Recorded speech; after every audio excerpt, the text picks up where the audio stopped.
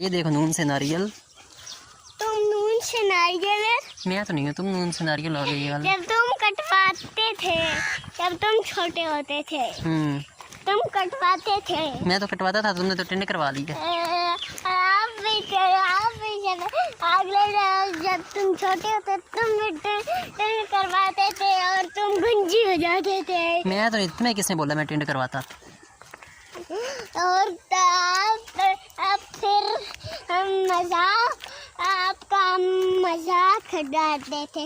हम आप कहते थे ही कोई नहीं, आपने मेरा मजाक क्या उड़ाना था उस हम वक्त? कहते थे ये देखो टेंडू आया बद्दा है। टेंडू कहाँ से आ गया? मैंने भी तुम्हें टेंडू बोला है, मैंने तुम्हें बोला है ये नून से नारियल है, मैंने तुम्हें टेंडू बोला है?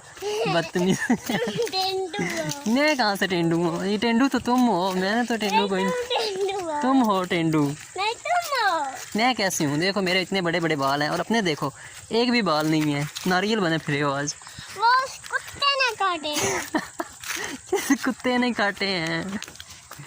उस अरशद कुत्ते ने। ओए इस तरह तो नहीं ना कहते, वो तो देखो उसने कितनी प्यारा आपको टेंडू बना दिया है। वो प्यारा नहीं टेंडू था। तो टेंडू प्यारा ही होता है ना।